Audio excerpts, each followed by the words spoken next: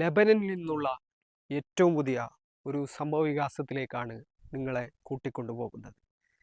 കഴിഞ്ഞ ഹമാസും ഇസ്രായേലും തമ്മിലുള്ള തൂഫാനുൽ അക്സയ്ക്ക് ശേഷം നടന്ന വമ്പൻ പോരാട്ടവും തുടർന്ന് ഹിസ്ബുള്ളയും ഇസ്രായേലും തമ്മിലുള്ള സംഘർഷങ്ങളും അതിനിടയിൽ കഴിഞ്ഞ നൂറ്റാണ്ടിലേറെയായി ഹിസ്ബുള്ളയെ നയിച്ചുകൊണ്ടിരിക്കുന്ന അവരുടെ ഏറ്റവും പ്രധാനപ്പെട്ട നേതാവായ ഹസൻ നസ്രുള്ളയുടെ മരണവും അദ്ദേഹത്തെ ഇസ്രായേൽ കൊലപ്പെടുത്തിയതുമൊക്കെ കഴിഞ്ഞ 2 വർഷത്തിനിടയിൽ നടത്തിയ പ്രധാനപ്പെട്ട സംഭവ വികാസങ്ങളാണ്.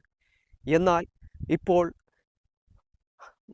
ഈ ഒരു ഹിസ്ബുള്ളയുടെ ഏറ്റവും പ്രധാനപ്പെട്ട നേതാവായ ഹസൻ നസ്രുള്ളയെ ഇസ്രായേൽ കൊലപ്പെടുത്തുന്നതിന് പിന്നിൽ പ്രവർത്തിച്ച ചാരശൃംഖലയെ അവർ കണ്ടെത്തിക്കൊണ്ടേയിരിക്കുകയാണ്. അതിൻ്റെ ഏറ്റവും പുതിയ വിവരമാണ് കഴിഞ്ഞ ദിവസം അൽ മൊയ്ദീൻ പത്രത്തിലൂടെ പുറത്തു വന്നിരിക്കുന്നത്. അവിടെ ആ റിപ്പോർട്ടുകൾ പ്രകാരം മൊസാദിന് വേണ്ടി ചാരപ്രവർത്തനം നടത്തിയ മുഹമ്മദ് പി എന്നുള്ള ഒരു പൗരനെയാണ് ഇവർ കസ്റ്റഡിയിൽ എടുത്തിരിക്കുന്നത്, ഇവർ കണ്ടെത്തിയിരിക്കുന്നത്. ഇതിൽ ഏറ്റവും ചിന്തിക്കേണ്ട ഒരു കാര്യം, ഹസൻ നസ്രുള്ള ഈ ഒരു ഹമാസും ഇസ്രായേലും തമ്മിൽ, അല്ലെങ്കിൽ ഗസയും ഇസ്രായേലും തമ്മിലുള്ള സംഘർഷങ്ങളിൽ എങ്ങനെ ഉൾപ്പെടുന്നു എന്നുള്ളതാണ്.